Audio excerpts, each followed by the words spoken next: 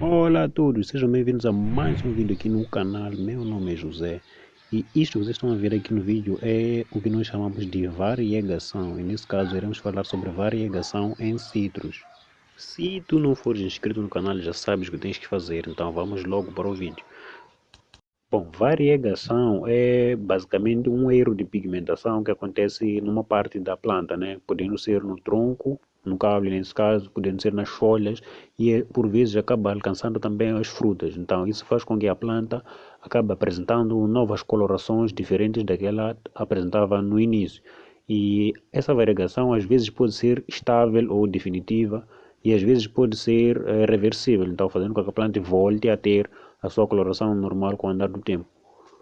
A parte interessante sobre a variegação é que ela ocorre de forma natural, sem nenhuma indução e por vários motivos, podendo ser às vezes por falta de água numa determinada parte da planta, e isso acaba criando essa situação aqui.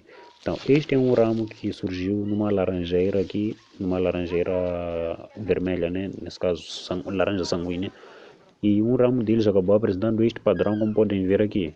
Então, o que eu fiz foi cortar este ramo, podem ver que ele é diferente de todos os outros. Foi cortar este ramo e fazer enxerto em algumas laranjeiras que eu tinha aqui em casa. Então, fazendo assim, eu pude propagar e ter esta planta variegada aqui em casa também.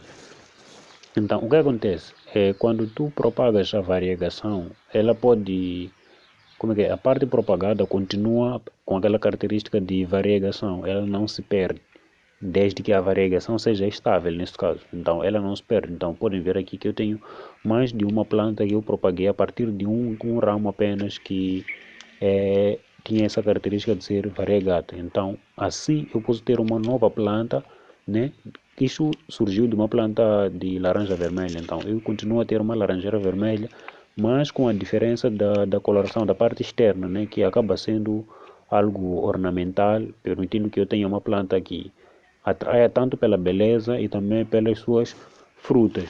E sem contar que isso pode acrescentar um valor comercial. Então, se eu quiser, por exemplo, vender essas plantas, elas serão bem mais atraentes para um potencial comprador, né? Plantas cítricas variegadas não são bem uma novidade, né? Há quem pode conhecer plantas como a laranja imperial, limão imperial, coisas assim, que são plantas que já são variegadas também. Então, como aqui na minha região não conhecia, por exemplo, essas plantas, acabou sendo uma novidade para mim quando eu percebi que apareceu um padrão assim na laranjeira. Então, eu acabei investigando um pouco e percebi que podia propagar e foi isso que eu fiz. Dá para ver aqui que tem um galho seco que não deu certo. E este lado direito é que deu o resultado positivo. E aquelas outras gemas que eu fui enxertar naquelas outras plantas que estão nas garrafas de plástico. Bom, como não podia faltar, a variegação tem o seu lado positivo e o seu lado negativo. O seu lado positivo é óbvio, né, que é essa beleza que nós podemos ter com as plantas, né, que elas acabam tendo essa variedade de cores, na verdade cores aleatórias nas folhas, que são esses tons de branco, às vezes creme, alaranjado, amarelo e até partes, como é que é, tons diferentes de verde. Então, essa é a parte que nos interessa, nesse caso é a parte positiva da variegação.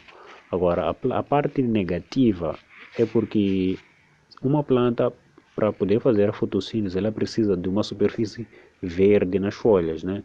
Então, na variegação, as partes brancas significa que naquela parte da folha não se produz clorofila, e a clorofila é extremamente necessária na hora de se fazer a fotossíntese. Então, menos partes verdes significa menos fotossíntese. Então, isso pode concorrer para uma planta relativamente mais fraca em relação à sua versão original, né? Que é a planta completamente verde.